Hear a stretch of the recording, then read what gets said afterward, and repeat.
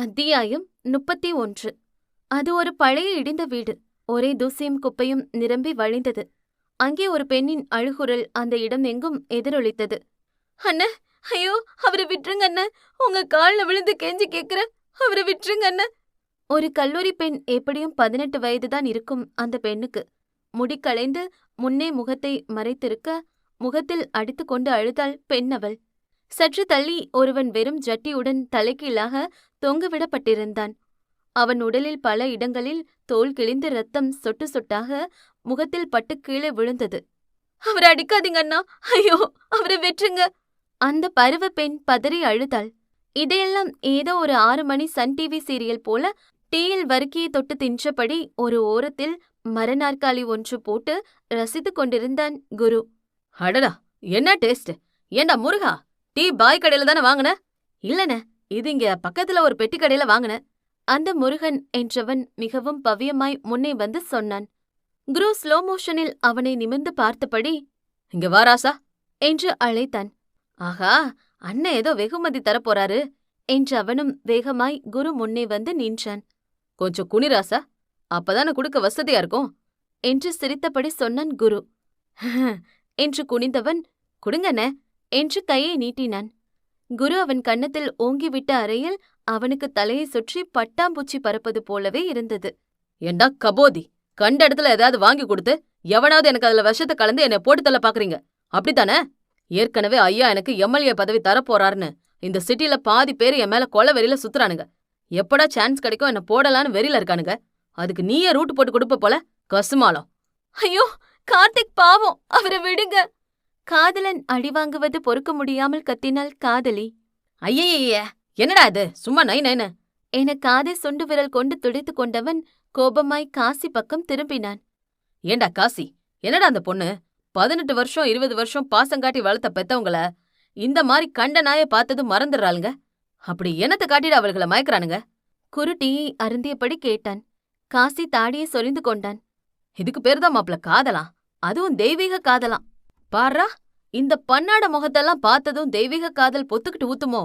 ஆமா, முதல்ல இந்த காதல் என்ன மேட்ரு அத சொல்லு. நம்மளும் எப்ப பாரு இந்த காதல் பண்ற கர்மங்களை பிரிச்சு விடுறதே வேலையா வச்சிருக்கோம். ஆனா இந்த கர்மம் என்ன இலவன்னு தான் புரிய மாட்டேங்குது. அண்ணே, பொண்ணுங்க நம்ம அழகுல மயங்குறதும் நம்ம அவங்க அழகுல மயங்குறதும் தான் காதல் என்ன? ஒருவன் ஈ என்று பல்லை காட்டியபடி சொன்னான். அப்படியா? அப்புறம் ஏண்டா இதுவரை நம்மகிட்ட எவ்வளவு காதல்னு சொல்லிக்கிட்டு வரல?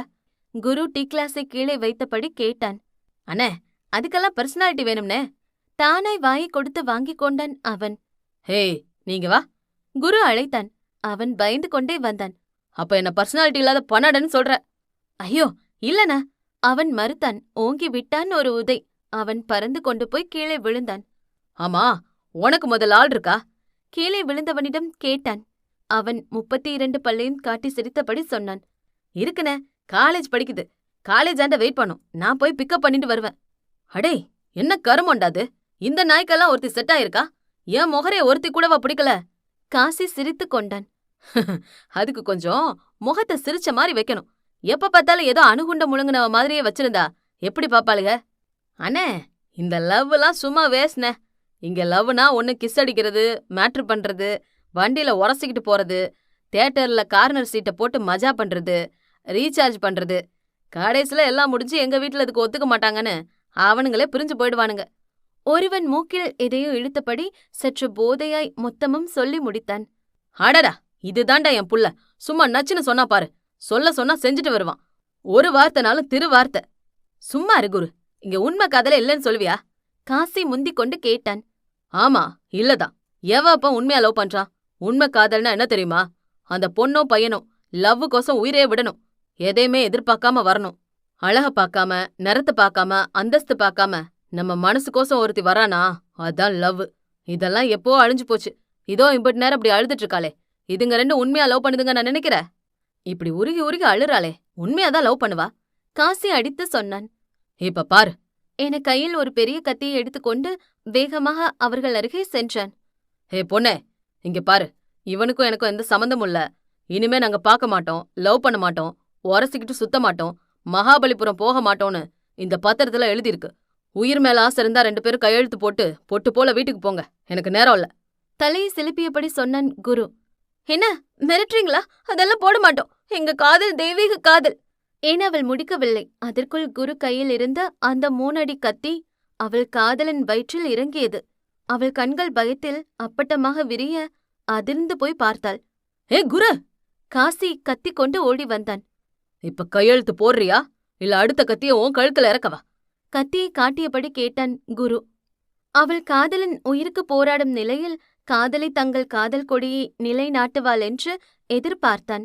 ஆனால் இவ்வளவு நேரம் கதறி கதறி கண்ணீர் வடித்த அந்த காதலியோ அடுத்த நொடி அந்த பேப்பரில் கையெழுத்து போட்டு விட்டாள். நான் வீட்டுக்கு போறேன்னா, இனிமே அந்த அண்ணாவை நான் பார்க்கவே மாட்டேன், பேச மாட்டேன் என பூம் பூம் மாடு போல தலையாட்டினாள். அவள் சொன்னதை கேட்டு பாவம் இவள் காதலன் கண்ணில் இவ்வளவு நேரம் வராத கண்ணீர் இப்பொழுது வந்தது. அவள் உயிர் பயத்தில் கையெழுத்து போட்டது கூட அவனுக்கு அவ்வளவு வலிக்கவில்லை. ஆனால் கடைசியில் இத்தனை நாள் காதலிக்கும் போது மாமா மாமா என்று உருகியவள் ஒரே வார்த்தையில் அண்ணா என்று கூறி என் காதல் கொண்ட இதயத்தில் பெட்ரோல் ஊற்றி கொளுத்தி விட்டாளே என்பதைதான் தாங்க முடியவில்லை. காசியோ அந்த பெண்ணை ஆவென்று பார்த்து கொண்டிருந்தான். இந்த பிள்ளையா இம்புட்டு நேரம் தேம்பி தேம்பி அழுதுச்சு என்பதை போல. அடே, பாப்பாவை பொத்துனாப்புல வீட்டுல இறக்கி விட்டு இந்த பையன் மண்டே போறதுக்குள்ள கொண்டு போய் ஹாஸ்பிட்டல்ல சேருங்க. அப்புறம் மேல போய் சேர்ந்து ஆல்ரெடி சித்திரகுப்தன் நம்ம மேல வச்சிருக்கிற பாவக்கணக்குல ஒன்னா இவனையும் சேர்த்துற போறான். நக்கலாக சொன்ன குரு காசியை திரும்பி பார்த்தான். பாத்தியா, நீ சொன்ன உண்மை காதல என ஒரு நக்கல் சிரிப்பு சிரிக்க காசி முகத்தை திருப்பிக் கொண்டான். ரங்கநாயகியோ மகன் தன்னை எதிர்த்து கேள்வி கேட்டதால் அதிர்ந்து போய் நின்றார். இதையெல்லாம் சற்று தூரத்தில் நின்று அவர்கள் அறையின் முன்னே இருந்தபடி பார்த்து கொண்டிருந்தனர் அந்த வீட்டின் பெரிய மனிதர்களான பாட்டி மற்றும் தாத்தா இருவரும்.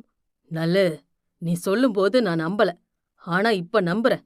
இந்த பொண்ணுதான் நம்ம வீட்டு தலையெழுத்த மாத்த போறான்னு என வேலன் தாத்தா இந்த கூத்தையெல்லாம் பார்த்து ஆச்சரியமாக சொன்னார். பாட்டி முந்தானையை எடுத்து முதுகில் போர்த்தி கொண்டார். இந்த புள்ள வீட்ல கால் எடுத்து வச்ச போதே தெரிஞ்சுக்கிட்ட மாமா, இவதான் அந்த ரங்கநாயகி கொழுப்ப அடக்க வந்தவன்னு. ஆனா அந்த பொண்ணு அமைதியான குணம்னு தான் நான் கேள்விப்பட்டேன். பார்த்தா அப்படி தெரியலையே. அவர் நாடியை தடவி கொண்டார். ஆமா மாமா, ஆனா அந்த புள்ளகிட்ட என்னமோ இருக்கு, நம்ம எல்லார்கிட்டையும் இல்லாதது. அப்படி என்னத்த கண்டவ? தைரியம்தான் மாமா, அதோட திமிரும். அவ கண்ண பாத்தீங்களா? அதுல ஒரு திமிரு, ஆனா முகத்துல அம்புட்டு பயம். என்னமோ இருக்குது மாமா அந்த புள்ளகிட்ட. என்னப்பா சொல்ற? அப்ப நான் உன் பொண்டாட்டிய வேலை வாங்குறேன்னு சொல்றியா?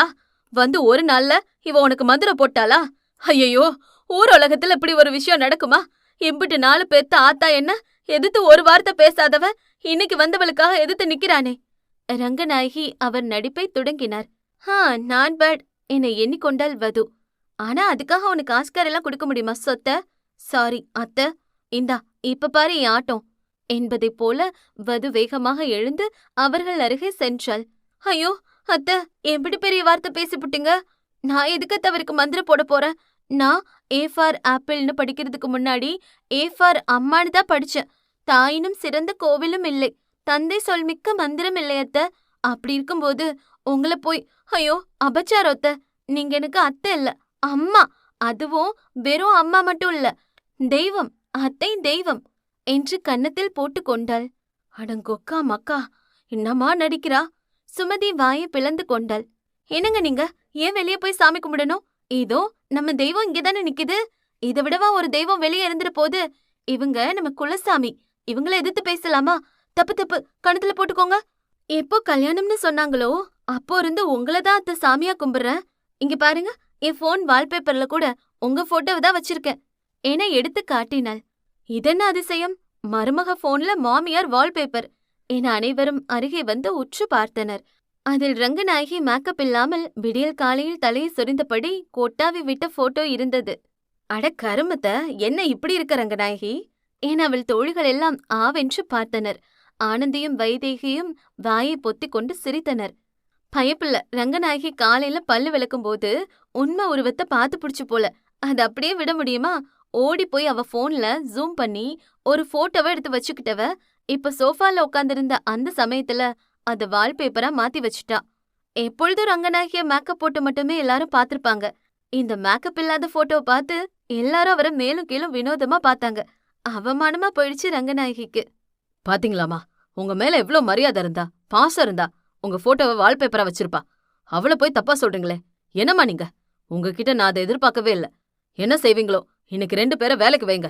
அவங்க இந்த வேலையெல்லாம் பாத்துக்கட்டும் என்று சிவா சொல்லிக் கொண்டிருக்கும் பொழுதே அவன் முதுகுக்கு பின்னே சத்தம் கேட்டது. மாப்ள. என்று சத்தம் கேட்ட அனைவரும் சத்தம் வந்த திசையை திரும்பி பார்த்தனர். அம்மையப்பனும் சாரதாவும் கையில் பூ பழம் தட்டுடன் உள்ளே வந்தார்கள். பதுவின் முகம் அவரை கண்டதும் அப்படியே மாறியது. அதை நொடியில் கவனித்துக் கொண்டார் ரங்கநாயகி. வாங்க மாமா. அவர்களை மரியாதையாய் வரவேற்று அமர வைத்தான் சிவா. என்ன மாப்ள, எப்படி இருக்கீங்க என்று நலம் விசாரித்தவர் ஒரு வார்த்தைக்கு கூட நீ எப்படிமா இருக்க என்று பதுவை கேட்கவில்லை. இதையும் கவனித்துக் கொண்டார் ரங்கநாயகி. வணக்கம் சம்பந்தியம்மா. வணக்கம் சம்பந்தி என அழகருக்கும் வணக்கம் வைத்தார். வாங்க, என்ன இந்த பக்கம்? இன்னைக்கு நல்ல நாள். அதான் மாப்பிள்ளையும் பொண்ணையும் மறு வீட்டு கூட்டிட்டு போலான்னு வந்தோம். அப்படியே பொண்ணுக்கு இன்னும் நகை நட்டு பாத்திரம் பண்ண கொடுக்கல. அதை இன்னைக்கு இறக்கி விடட்டுமான்னு கேட்க வந்த சம்பந்தி. என்னையவே அசிங்கப்படுத்துறியா? இருடி, இன்னைக்கு உன் அப்பா சொத்து மொத்தத்தையும் எழுதி வாங்குற என ரங்கநாயகி வில்லத்தனமாய் வதுவை பார்த்து சிரித்து வைத்தார். அத்தியாயம் 32. அந்த மதிய நேரம் ஒரு சில அடியாட்கள் மட்டும் அங்குமிங்கும் சுற்றி கொண்டிருந்தனர். அவர்களைத் தவிர வேறு யாரும் அங்கு இல்லை. இதுதான் தப்பிக்க சரியான நேரம் என மெல்ல வெளியே வந்து எட்டி பார்த்தாள் சந்திரா. ஒருவன் கையில் கத்தியுடன் அங்கும் இங்கும் நடந்து கொண்டிருந்தான். இந்த பக்கம் போக முடியாது என் அப்படியே யூட்டன் போட்டு பின்பக்கம் சென்று எட்டி பார்த்தாள். அங்கு யாரையும் காணவில்லை. எம்மாடி, யாரோ இல்ல. இவளுக்கு இப்பொழுதுதான் மூச்சே வந்தது. வேகமாக சுற்றுமுற்றும் பார்த்தபடி தப்பிக்க எதுவும் வழி இருக்கிறதா என்று பார்த்தாள். சுவரே 7 அடிக்கும் பெரியதாய் இருந்தது.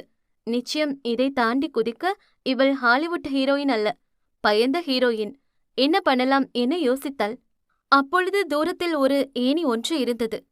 ஐயோ கடவுளே, நன்றி என ஏணியை எடுக்கப் போன நேரம் ஒருவன் பார்த்து விட்டான். நீங்க என்னம்மா பண்ற? தடியன் ஒருவன் எதிரே வந்து நின்றான். போச்சு, மாட்டிக்கிட்டனே. எப்படி சமாளிக்கிறதுன்னு தெரியலையே. வந்தண்ணா. கோழி சூப் வைக்க சொல்லி கோழி கொடுத்தாங்க. ஆனா அந்த கோழி பறந்து போயிடுச்சு அண்ணா. அதை பிடிக்கதான் வந்த. அப்படியா? அப்ப சரி, கோழிய நாங்க புடிச்சிட்டு வரோம். நீ உள்ள போ, வெளியிலலாம் வரக்கூடாது. இல்ல, ஹெல்ப் தேவையில்ல, நாங்க பாத்துக்கிறோம். நீ உள்ள போ. இவள் பாவமாய் சரியென்று தலையாட்டி திரும்பி நடந்தவள் அவன் சென்று விட்டானா என்பதை உறுதி செய்து கொண்டு மீண்டும் வேகமாய் ஓடி வந்து அந்த ஏணியை தூக்கி பார்த்தாள்.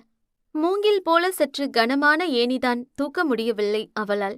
இதற்கு முன் இவ்வளவு எடை தூக்கி பழக்கமில்லை. அவளுக்கு மூச்சு வாங்கியது. ஆனால் அப்படியே பாதையில் விட்டுவிட்டு போக முடியாது. யாராவது பார்த்தால் நிச்சயம் மாட்டிக்கொள்வோம். ஆனால் இவ்வளவு ட்ரை பண்ணிட்டோம், இன்னும் கொஞ்சம்தான் என்று மனம் தெம்பு அளித்தது. தட்டு தடுமாறி அதை எப்படியோ கொண்டு வந்து சுவரில் வைத்து விட்டாள். கடவுளே, எப்படியாவது தப்பிச்சு போயிடணும்.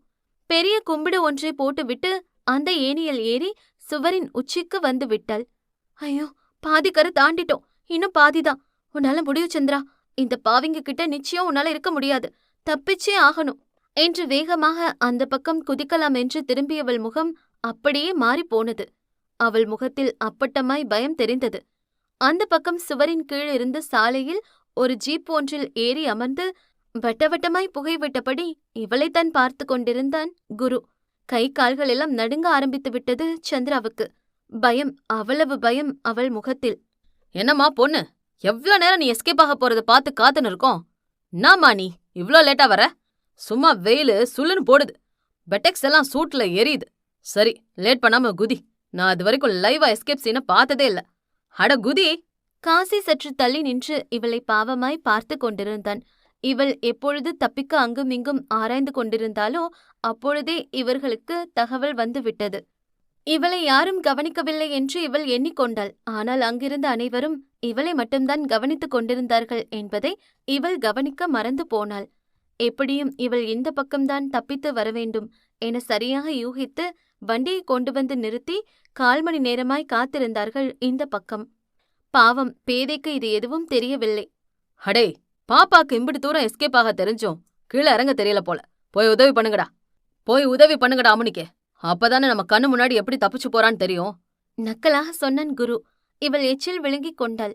அந்த பயத்துடன் மீண்டும் ஏறி வந்த பக்கமே இறங்கி சென்று ஏணியை இருந்த இடத்தில் போட்டவள் மெல்ல மெல்ல தயங்கி ஹாலுக்கு வர அதற்கு முன் அங்கே கால் மேல் கால் போட்டபடி திமிராய் அமர்ந்திருந்தான் குரு. பயந்து கொண்டே அவன் அருகே சென்றவள் கையை பிசைந்து கொண்டு நின்றாள். பரவாயில்ல, நீ இவ்ளோ தூரம் தப்பிக்க ட்ரை பண்ணிருக்க. நான் பாராட்டியே ஆகணும். என்னடா பாத்துட்டு இருக்கீங்க? அம்முனி எம்படி கஷ்டப்பட்டு தப்பிக்க ட்ரை பண்ணிருக்காங்க. கையை தட்டுங்க. குரு நக்கல் தொனியில் சொன்னதை கேட்டு சுற்றியிருந்த அனைவரும் அவளை பார்த்து சிரித்தபடி கைத்தட்டினார்கள்.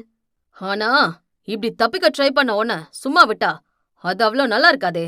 ஏதாவது தண்டனை கொடுக்கணும், சரிதானே? வேணாம் குரு, பாவம் ஏதோ தெரியாம பண்ணிட்டா என்று வக்காலத்து வாங்கிக் கொண்டு வந்த காசி குருவின் ஒற்றை முறைப்பில் அமைதியாகி விட்டான். சரி, உன்னை என்ன பண்ணலாம்? ரொம்ப வேண்டாம், இனிமே இப்படி பண்ண மாட்டேன்னு என் முன்னாடி 1000 தோப்புக்காரனை போடு. 100 போடவே நாக்கு தள்ளிவிடும். இதில் 1000 என்பதைப் போல பாவமாய் விழித்தாள் சந்திரா. தோப்புக்காரனை போட்டா உடம்புக்கு நல்லது பாப்பா, இங்க வா. சந்திரா மெல்ல குரு அருகில் வந்தாள். போடு. சமத்து பொண்ணா 1000 தோப்புக்காரனை மட்டும் போட்டுட்டு போவியாம். எங்க சொல்லிக்கிட்டே போடு பாப்போம். ஆனா இங்க இல்ல, அதோ அப்படி வெயில்ல நின்னு போய் போடு. மதிய வெயில் எப்படியும் 60 டிகிரிக்கு மேல் இருக்கும் போல. அப்படி ஒரு வெயில் 1/2 மணி நேரம் நின்றாலே மொத்த சத்தம் போய்விடும். இதில் எப்படி 1000 தோப்புக்கரணம்? பாவம், காசிக்கு அவளை நினைத்து கஷ்டமாக இருந்தது. நிச்சயம் 1000 தோப்புக்கரணம் போடாமல் அவள் உள்ளே வரவும் முடியாது, வெளியே செல்லவும் முடியாது. என்னம்மா அப்படியே நின்னா என்ன அர்த்தம்? போடு. இனிமே தப்பிக்க ட்ரை பண்ண மாட்டேன், இனிமே தப்பிக்க ட்ரை பண்ண மாட்டேன்னு ஒவ்வொரு முறையும் அதை சொல்லிக்கிட்டே தோப்புக்கரணை போட்ட. இனிமே தப்பிக்க ட்ரை பண்ண மாட்டேன், இனிமே தப்பிக்க ட்ரை பண்ண மாட்டேன் என ஒவ்வொரு முறையும் அதை சொல்லிக்கொண்டே தோப்புக்கரணம் போட்டாள். அங்கே இருந்தவர்களாலே அந்த வெயிலில் நிற்க முடியவில்லை. அப்படி இப்படி என்று 100 முடிப்பதற்குள் நாக்கு வறண்டது, தலை சுற்றியது, முட்டி வலித்தது. வெயிலின் தாக்கத்தால் முன்னே இருந்தவர்கள் முகம் கூட கூசியது. பார்க்க முடியவில்லை. 100 தான் போட்டிருக்கியா என அருகிலிருந்த மரநிழலில் சேரை போட்டு வாகுவாய் அமர்ந்து கையில் ஜூஸை அருந்தியபடி அவளை நக்கல் செய்தான் குரு. இப்படி போட்டா எப்ப முடிக்க முடியும்? வேகமா போடு. கண்ணை இருட்டிக் கொண்டு வந்தது அவளுக்கு. நாக்கு வேறு வறண்டு போனது. வேண்டுமென்று வெறுப்பேற்றும் விதமாய் அவள் முன்னே அமர்ந்து ஜூஸை குடித்தான். அவளுக்கு அதெல்லாம் வேண்டாம். உப்பு தண்ணியா இருந்தால் கூட ஒரு வாய் கிடைக்காதா என்று ஏக்கம் வந்தது. ரொம்ப கஷ்டப்பட்டு 300 வரை போட்டவளால் அதற்கு மேல் சத்தியமாய் முடியவில்லை. 1000 போடாமல் நீ உள்ளே வரவும் முடியாது, வெளியே செல்லவும் முடியாது என்பதை உறுதியாக கூறிவிட்டான். வேர்வையால் அவள் ஆடை தொப் தொப்பென்று நனைந்து அங்கிருந்த மொத்த பேருக்குமே அவள் செதுக்கி வைத்த உடல் காட்சி பொருளாகிக் கொண்டிருந்தது. சொல்லுங்க சமந்தி, என்ன வேணும்னு கூச்சப்படாம கேளுங்க. வாகுவாய் முன்னே அமர்ந்தபடி சொன்னார் அம்மையப்பன். ரங்கநாயகிக்கு இது தோதாகி போனது. இருடி, இன்னைக்கு உன் அப்பா சொத்த மொத்தமா எழுதி வாங்குற என எண்ணிக்கொண்டவர் வாய் திறக்கு முன்னே முந்திக் கொண்டு பேசினாள் வது. எங்க அத்தை மத்தவங்க மாதிரி இல்ல. அடுத்தவங்க சொத்துக்கு ஒரு பொட்டு கூட ஆசைப்பட மாட்டாங்க. அவங்க சொத்தே ஊர் முழுக்க இருக்கும்போது உங்க சொத்து எங்களுக்கு எதுக்கு? பொண்ணு கட்டின இடத்துல இருந்து ஒரு பித்தளை செம்ப வாங்கினா கூட அது எங்க அத்தைக்கு அசிங்கம். அவங்க எங்களை மருமகளா இல்ல, மகளா தான் பாக்குறாங்க. அப்படி இருக்கும்போது எப்படி வரதட்சணை வாங்குவாங்க? அவங்களுக்கு அதெல்லாம் பிடிக்காது. அது மட்டும் இல்ல, இதோ கட்டிட்டு வந்தா நீ என் சொந்தம், என் பொறுப்பு. நீ ஒரு சின்ன நகை போட்டாலும் அது என் காசுல இருந்து தான் போடணும்னு என் புருஷன் அவர் வாங்கி கொடுத்த நகையை தான் போட்டு விட்டுருக்காங்க என பாந்தமாய் பேசி முடித்த வதுவை அனைவரும் பேரதிர்ச்சியாய் பார்த்தனர். ரங்கநாயகி, நாங்க உன்னை என்னமோ நினைச்சோம். ஆனா மகளிர் அணி தலைவியா இருக்க அம்புடு தகுதியும் உனக்கு மட்டும்தான் இருக்கு. இப்படி 1 ரூபா கூட வரதட்சணை வாங்காம உன் பையனுக்கு கல்யாணம் பண்ணிருக்கியே, உன்னை நினைச்சா ரொம்ப பெருமையா இருக்கு. நீதான் புரட்சி பெண் என அங்கிருந்த மகளிர் அணியை சேர்ந்தவர்கள் அனைவரும் இதை கேட்டு ஆஹா ஓஹோ என பெருமையாய் புகழ்ந்து தள்ளினார்கள். அதற்கு மேல் ரங்கநாயகியால் என்ன பேச முடியும்? வேண்டா வெறுப்பாய் தலையாட்டி சிரித்து வைத்தார். மொத்த சொத்தையும் ஆட்டைய போட பார்த்தா அவளோ ஒரு வெங்கல கிண்ணம் கூட இல்லாமல் பண்ணிவிட்டாள். ஏமா மருமகளே, இங்க வா. ரங்கநாயகி பாந்தமாய் அழைத்தார் மருமகளை. வது ரங்கநாயகி அருகே வந்தாள். ஏய், என்னடி ரொம்ப ஓவரா பேசிட்டு இருக்க? நான் யாருன்னு தெரியும்ல, ரங்கநாயகி. இந்த ரங்கநாயகிய பார்த்து ஊரே பயந்து நடுங்கிட்டு இருக்கு. நீ எனக்கு ஆட்டம் காட்டுறியா? உன்னை இங்க வாழ விட மாட்டேன். அப்படியே உன் அப்பா வீட்டுக்கு விரட்டி விட்டுருவேன். மரியாதையா இப்ப போய் உன் அப்பா சொத்துல பாதிய என் பேருக்கு எழுத சொல்ற. இல்லன்னு வை, இன்னைக்கே உன் அப்பா வீட்டுக்கு விரட்டி விட்டுருவேன். என்ன பகைச்சுக்கிட்டு நீங்க வாழ முடியாது, புரியுதா? அவளுக்கு மட்டும் கேட்கும்படி சொன்னார். அதை கேட்டு வது பவ்யமாய் தலையாட்டி வைத்தாள். புரியுதுங்க அத்த, அப்படியே சொல்லிடுற அத்த. அவர் என்ன சொல்லியிருப்பார் என அனைவரும் ஆவலாய் எதிர்பார்த்தார்கள். வது அம்மையப்பன் அருகே வந்தாள். என்ன கழுத சொன்னாங்க சம்மந்தி? வதுவிடம் கேட்டார். வதுவோ ஒருமுறை ரங்கநாயகியை திரும்பி பார்த்து கொண்டவள் அப்படியே திரும்பி அவர்களிடம் சொன்னாள். எங்க அத்தைக்கு தங்கமான மனசு. எனக்கு முன்னாடி இங்க கல்யாணம் பண்ணிட்டு வந்த மருமகள்ங்க எல்லாருக்கும் அவங்க அப்பாருங்க மனசு கோணாம சீர்சனத்தை பண்ணிவிட்டாங்களாம். அவங்க இஷ்டப்படி செஞ்சிருக்காங்களாம். அப்படி இருக்கும்போது நான் மட்டும் எதுவும் இல்லாம இங்க இருந்தா அவங்க எல்லாரும் என்ன ஒண்ணுக்கும் வழி இல்லாதவன்னு ஒரு வார்த்தை கூட சொல்லிடக்கூடாதான். அப்படி சொல்லிட்டா எங்க அத்தை மனசு தாங்காதான். அதனால அத்தை எதையும் கேட்கல. ஆனா உங்களுக்கு என்ன செய்யணும்னு தோணுதோ அதை என் பேர்ல எழுதி கொடுத்து என் அக்கௌண்ட்ல மொத்தமா போட்டு விட சொல்லிட்டாங்க. அத்தைக்கு ஒரு இஸ்திரி டப்பா கூட வேண்டான்னு சொல்லிட்டாங்க. எதுனாலும் என் பேர்ல பண்ண சொல்லிட்டாங்க. இப்பொழுதும் அதே பவ்யமாய் சொன்னாள். ஆஹா, இப்போவும் நீ பெரிய மனுஷின்னு காட்டிட்ட ரங்கநாயகி. வீட்டுக்கு வந்த மருமகளை யாரும் ஒரு வார்த்தை சொல்லக்கூடாதுன்னு நினைக்கிற பாத்தியா? அங்கே நிக்கிற நீ. மீண்டும் அவர்கள் பெருமையாய் பேச ரங்கநாயகியால் எதையும் பேச முடியாத நிலை. கடுப்புடன் கூடிய புன்னகை ஒன்றை மட்டும் சிந்தினார். அடடா, இப்படிதானா சம்மந்தி? என் அம்புடு சொத்து என் மவளுக்குத. மொத்த சொத்தையும் என் மவ பேர்ல எழுதி வச்சு போடுறேன். அனைவரின் முன்னிலையிலும் பந்தாவாக கூறினார் அம்மையப்பன். இல்ல மாமா, அதெல்லாம் என லிங்கம் ஏதோ கூற வந்தான். ஆனால் அவனை இடை புகுந்து தடுத்தாள் வது. விடுங்கங்க, அவர் பொண்ணுக்கு அவர் என்ன செய்ய நினைக்கிறாரோ அதை செய்யட்டும். அது அவர் தன்மான பிரச்சனை என்ற வது லிங்கம் கையை பிடித்து அவனுக்கு மட்டும் கேட்குமாறு சொன்னாள். வேறு வழியில்லாமல் லிங்கம் அமைதி ஆனான். பிறகு இதை பற்றி பேசிக்கொள்ளலாம் என எண்ணிக்கொண்டான். சரி மாமா, எனக்கு வேலை இருக்கு. ராவ் போல 2 பேரும் மறு வீட்டுக்கு வந்தா சரியா இருக்கும்ல மாமா?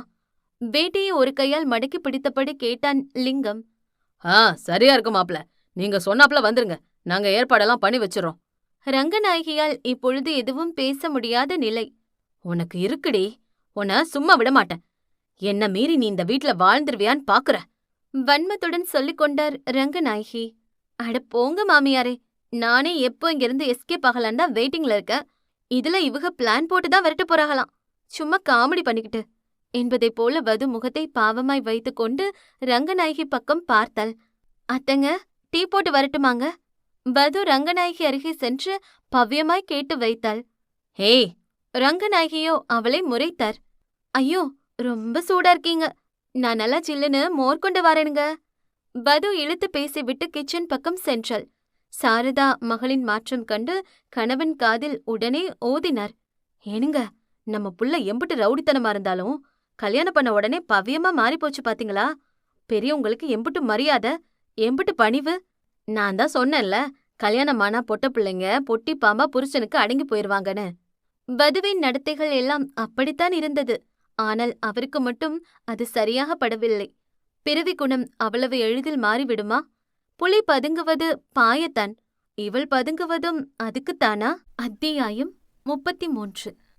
வேர்வையால் சந்திராவின் உடல் மொத்தமாய் நனைந்து போய் ஆடை அவள் உடலோடு ஒன்றி அவளின் சிலையழகு மேனி அனைவருக்கும் காட்சி படமாய் ஆனது. அவளுக்கு அவமானம் பிடுங்கி தின்றது. வியர்வையுடன் அவள் கண்ணீரும் சேர்ந்து கரைந்தது. குரு தாடியை தடவியபடி மெல்ல திரும்பி பார்த்தான். பாம்பினை வேட்டையாடும் கழுகு போல அங்கிருந்த மொத்த அடியாட்கள் பார்வையும் அவளைத்தான் ஈ போல மொய்த்து கொண்டிருந்தது. இப்படி ஒரு மோசமான நிலை தனது வாழ்வில் வரும் என்று எண்ணிக்கூட பார்த்திருக்க மாட்டாள் பேதை. கால் கை முட்டி என மொத்த உடலும் வலியெடுக்க ஆரம்பித்து விட்டது. ஹேய், இங்க வாடா. குரு கை காட்டி அழைக்க அங்கிருந்த மொத்த நபரும் குருவின் அருகே வந்து நின்றனர். எல்லாரும் நேருக்கு நேர் பார்த்தபடி நில்லுங்க. குரு கூறியது போல ஒவ்வொருத்தனும் இன்னொருவனை பார்த்தபடி நின்றனர். நின்னுட்டீங்களா? சூப்பர். இப்ப என்ன பண்றீங்கன்னா, உங்க பலம் எவ்வளோன்னு இன்னைக்கு நான் செக் பண்ண போறேன். சும்மா பணத்தை கொட்டி உங்களை கூட வச்சிருக்கேன்ல, அதனால உங்க பலம் எவ்வளோன்னு தெரிஞ்சுக்க வேண்டாமா? அதுக்கு இப்ப நீங்க என்ன பண்றீங்கன்னா, ஒவ்வொருத்தவனும் முன்னாடி இருக்கவன ஓங்கி அரையணும். அப்படி அரையும் போது முன்னாடி இருக்கவன் கீழே விழுகணும். எங்க அப்படி யாரு பலமான ஆள்னு நான் பாக்குறேன். ஒவ்வொருவரும் ஒருவர் முகத்தை ஒருவர் பார்த்து கொண்டனர். சும்மாவெல்லாம் குரு இப்படி செய்ய சொல்ல மாட்டான். அவர்கள் ஏதாவது தவறு செய்துவிட்டால் மட்டும் இது மாதிரி சம்பவம் நடக்கும். அப்போ ஏதோ பண்ணியிருக்கும் என நன்றாக புரிந்தது அவர்களுக்கு. காசி, நீ மட்டும் தனியா நில்லு. குரு சொன்னதை கேட்டு, நீ என் நண்பன்டா என்பது போல நண்பனை அவன் கர்வமாய் பார்த்தான். அதுவும் ஒரு நொடிதான்.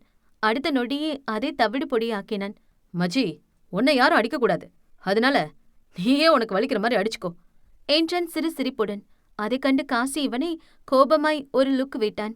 கஷ்டமா இருந்தா சொல்லு, நான் அடிக்கிறேன்.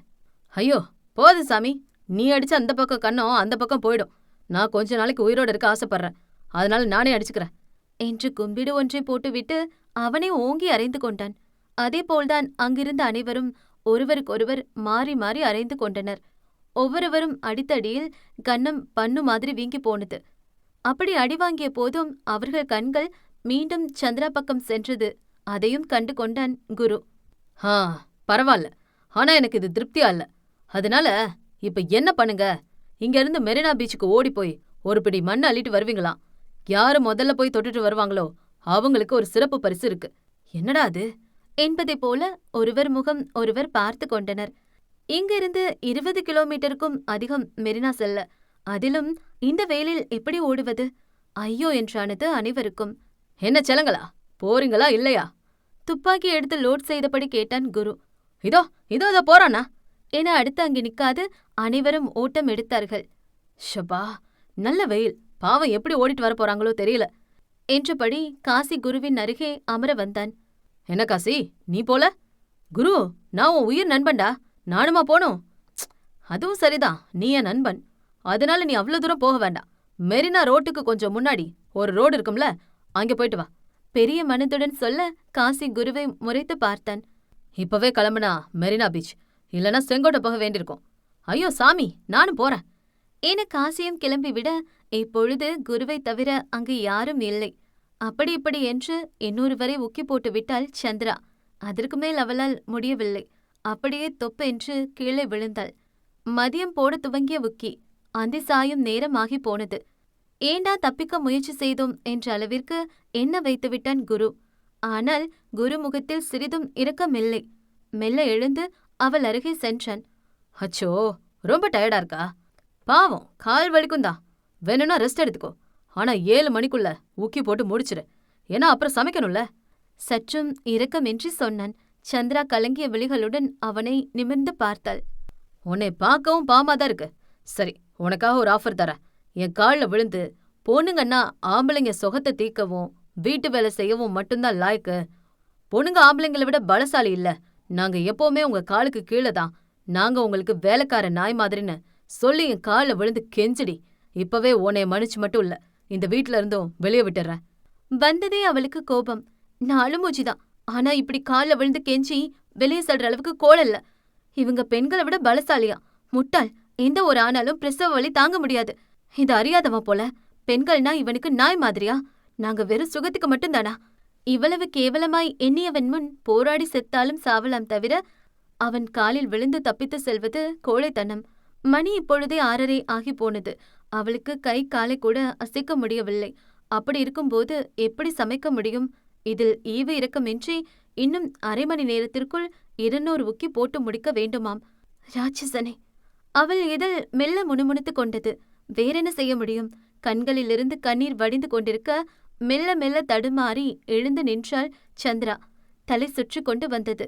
ஆனாலும் கையால் காதை பிடித்து கொண்டு மீண்டும் உக்கி போட துவங்கி விட்டாள். என்ன ஆனாலும் பரவாயில்லை, முயற்சி செய்தே சாவேன் என்னும் அளவுக்கு இறங்கிவிட்டாள். பெண்களை இவ்வளவு கீழ்த்தரமாய் எண்ணும் அவன் காலில் விழுவதற்கு சாவே மேல் என்று எண்ணினாள். இந்த ஒரு வாய்ப்பளித்து அவள் காலில் விழுந்து கெஞ்சுவதை ரசிக்க வேண்டும் என எண்ணி இருந்தவனுக்கு இது ஏமாற்றமே.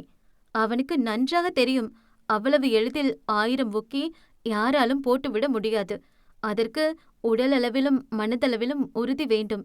இதை சொன்னாலாவது அவள் செய்ய முடியாமல் தனது காலில் விழுந்து கெஞ்சுவாள் என்று எதிர்பார்த்தான். ஆனால் இவள் இவ்வளவு உடல் சோர்விலும் மீண்டும் முயற்சி செய்வது அவனுக்கு ஆச்சரியம்தான். அழுத்தக்காரி! அவன் இதழ்கள் கோபமாய் முணுமுணுத்துக் கொண்டது. அந்த கருப்பு நிற ஜீப்பில் எதிர்காற்று முகத்தில் உரசு கொள்ளும் இதமான சுகத்தையும் உணர முடியாமல் ஏதோ தீவிர சிந்தனையில் இருந்தாள் வதனா.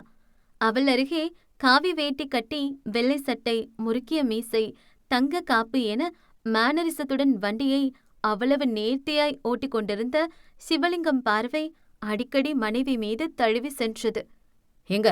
எங்க சவி என இப்போது சற்று சத்தமாய் அழைத்தான். நகத்தை கடித்துக் கொண்டிருந்தவள் பட்டென்று லிங்கம் பக்கம் திரும்பி பார்த்தாள். மிஸ்டர் லிங்கம், இப்ப என்ன கூப்பிட்டீங்களா? நகத்தினை கடித்தபடியே கேட்டாள். நகம் கடிக்கிறது கெட்ட பழக்கம் என்றான் வண்டியை ஓட்டியபடி. பது ஏதாவது தீவிர யோசனையில் இருந்தால் நகம் கடிப்பது வழக்கம். இதற்காக அவள் அம்மா மகாவிடம் பலமுறை அடி மற்றும் திட்டு வாங்கியிருக்கிறாள். நீ டாக்டருக்கு படிக்கிற பொண்ணு, நீ எப்படி நகம் கடிச்சா எப்படி என்று திட்டு வாங்காத நாள் இல்லை. ஆனால் ஏனோ இதை அவளால் மாற்றிக்கொள்ளவே முடியவில்லை. ஆமாலிங்கம், நான் ஏதாவது தீவிரமா திங்க் பண்ணிட்டு இருந்தா நகம் கடிப்பேன், அதை மாத்திக்க முடியல என்றாள் முகத்தை கோணலாக வைத்துக்கொண்டு. அப்படியா? சரி, அப்படி என்ன தீவிரமான சிந்தனை? அவள் சிந்தனையெல்லாம் எப்படி அம்மா அப்பாவை காப்பாற்றுவது, பின் இங்கிருந்து தப்புவது என்பதில் மட்டும்தானே. அதை அவனிடம் சொல்ல முடியுமா? இவர் வேற சும்மா சும்மா கேள்வி கேட்கிறாரு. பார்க்க நல்ல மனுஷனாதான் இருக்கான். பேசாம இவர்கிட்ட ஹெல்ப் கேட்டு பாப்போமா என்ற போதே அவர்கள் சென்ற ஜீப் சடன் பிரேக் போட்டு நின்றது. ஆத்தி என்றவள் முன்னே முட்டிக்கொள்ளும் முன் அவளை தாங்கி பிடித்தான் சிவா. அடிபட்டுச்சா என அக்கறையுடன் கேட்டான். அவள் இல்லை என்று தலையாட்டி வைத்தாள். ஒரு நிமிஷம் இரு என்று ஜீப்பிலிருந்து இறங்கி சென்றவன் அங்கு நின்று சிலரிடம் சில நிமிடம் ஏதோ பேசிவிட்டு மீண்டும் வந்து வண்டியில் ஏறி வண்டியை இயக்கினான். இவரு நல்லவரா தெரிகிறாரு. நமக்கு நடந்த எல்லாத்தையும் சொல்லி பேசாம இவர்கிட்ட ஹெல்ப் கேட்போம், அதான் சரியா இருக்கும் என்று அவன் பக்கம் திரும்பியவள் பேச வாய் எடுத்தாள். ரொம்ப நேரம் காக்க வச்சிட்டேனா? இல்ல இல்ல, அது இல்ல, நான் வந்து என்று அவள் ஆரம்பிக்கும் முன்பு சிவா பேசினான். அது ஒன்றும் இல்லை, அது ஒரு சின்ன பிரச்சனை. எனக்கு தெரிஞ்ச பையன் ஒரு பொண்ணை ரொம்ப லவ் பண்ணான். அவங்க வீட்டில் சொல்லி கல்யாணமும் பண்ணிக்கிட்டான். ஆனால் கல்யாணம் பண்ணி வாழ்ந்ததுக்கு அப்புறம்தான் தெரியுது அந்த பொண்ணு அவன் விரும்பின பொண்ணு இல்லை, அந்த பொண்ணோட தங்கச்சின்னு. அந்த பொண்ணு கல்யாண நேரத்தில் ஓடி போயிடுச்சுன்னு சொல்லி கடைசி நேரத்தில் இந்த பொண்ணை கல்யாணம் பண்ணி வச்சுட்டாங்களாம். இது இப்போதான் அவனுக்கு தெரிஞ்சு தற்கொலை முயற்சி பண்ணி ரொம்ப பெரிய பிரச்சனை ஆயிடுச்சு. அந்த பொண்ணை மறக்கவும் முடியாம இந்த பொண்ணை ஏத்துக்கவும் முடியாம ரொம்ப நொந்து போயிட்டான். இது அம்புட்டையும் பண்ணிட்டு அந்த பொண்ணு குடும்பம் மட்டும் நிம்மதியா இருக்காங்க. அவன் பாவம் இல்லையா? அதென்ன, பொண்ணுக்கு ஒரு நியாயம் பையனுக்கு ஒரு நியாயம். அதனால்தான் அந்த பொண்ணு மேல மட்டும் இல்ல, அந்த மொத்த குடும்பத்து மேலேயும் கேஸ் போட சொல்லியிருக்கேன் என அவன் அசால்ட்டாக சொல்ல வதுவுக்கு தொண்டைக்குழி ஏறி இறங்கியது. ஐயோ, இதென்ன நம்ம கதை மாதிரி இருக்கு. வந்து அந்த தங்கச்சிக்கார பொண்ணு பாவம், என்ன பண்ணுச்சு? அவளை கம்பல் பண்ணி கூட கட்டி வச்சிருக்கலாம் இல்லையா என வது அவளுக்கு சப்போர்ட் செய்தாள். நீங்க வேற, அந்த பொண்ணு மேலதான் பெரிய கேஸ் போட சொல்லியிருக்கேன். மத்தவங்கள விட அந்த பொண்ணுதான் பெரிய குற்றவாளி. கல்யாணம் ஆகிறதுக்கு முன்னாடி இல்லைன்னா தாலி கட்டுறதுக்கு முன்னாடி உண்மையை சொல்லியிருந்தா இந்த பிரச்சனை வந்திருக்காது. வதுவுக்கு மொழி பிதுங்கியது. போச்சு, இவன்கிட்ட மட்டும் உண்மையை சொன்னா இவனே நம்மள உள்ள கொண்டு போய் வச்சிருவான் போலையே என விழி பிதுங்கி போனாள். எனக்கு பொய் சொல்றது பிடிக்காது சவி. எதுனாலும் உண்மையை பேசணும். பொய் சொல்றவங்கள பார்த்தாவே அவ்வளோதான். அதுவும் இதெல்லாம் நம்பிக்கை துரோகம். இந்த மாதிரி ஏதாவது எனக்கு நடந்தா நான் சும்மாவே விடமாட்டேன். இந்த லிங்கத்தோட உண்மையான முகம் அப்ப தெரியும் என சற்று கோபமாக சொன்னான். அவனின் அந்த சிறிய கோபம் கண்டே ஜர்க்காகி போனாள் வது. ஆத்தி, நடந்த உண்மையெல்லாம் தெரிய வந்தா நமக்கு முதல் எதிரியே இவனாதான் இருப்பான் போல. அதுக்கு முன்னாடி இங்கிருந்து எஸ்கேப் ஆகணுண்டி வது. ஆமா, என்கிட்ட என்னமோ சொல்ல வந்தீங்களே, என்ன என்று அவன் கேள்வியாய் நோக்கினான் லிங்கம். எதுக்கு? அத உன்கிட்ட சொல்லி நானே என் தலையில மண்ணலி கொட்டிக்கவா? போடாங்கோ என எண்ணிக்கொண்டாள். அதில்லைங்க, ஃபர்ஸ்ட் டைம் உங்க கூட வீட்டுக்கு போறேன்ல, அதுதான் கொஞ்சம் பயமும் சந்தோஷமும் சேர்ந்த மாதிரி இருக்குன்னு சொல்ல வந்த என அவள் வாய்க்கு வந்ததை அடித்து விட்டாள். லிங்கம் வண்டியை மெல்ல ஸ்லோ செய்து அவள் பூந்தளிர் கைகள் மீது அவன் முரட்டு கைகளை பதித்தான். நான் இருக்க சவி, எதுக்கு பதட்டம்? அவள் மெல்ல அவள் கைகளை அவனிடமிருந்து உருவி கொண்டவள், நீ இருக்கிறது தாண்டா எனக்கு பயமே என எண்ணிக்கொண்டாள். அடியே மது, சைடு கிரஷ் மிடில் கிரஷ்னு இவனை சைட் அடிச்சு வைக்காத. இவன் தான் நமக்கு பெரிய வில்லனா வருவான் போல. எம்பிட்டு சீக்கிரம் முடியுமோ அம்பிட்டு சீக்கிரம் இங்கிருந்து எஸ் ஆகணும்டி. இன்னைக்கு கதை உங்களுக்கு ரொம்ப பிடிச்சிருக்கும்னு நம்புறேன். கதை பற்றின கருத்துக்களை கமெண்ட் செக்ஷன்ல பதிவிடுங்க. அப்படியே வீடியோவை லைக் பண்ணி உங்களோட ஃப்ரெண்ட்ஸ் அண்ட் ஃபேமிலிக்கும் ஷேர் பண்ணுங்க. இந்த கதையோட தொடர்ச்சி அடுத்த வீடியோல வரும். அது வரைக்கும் உங்களிடமிருந்து விடைபெறுவது நான் உங்கள் ஆர்ஜே மோனிகா.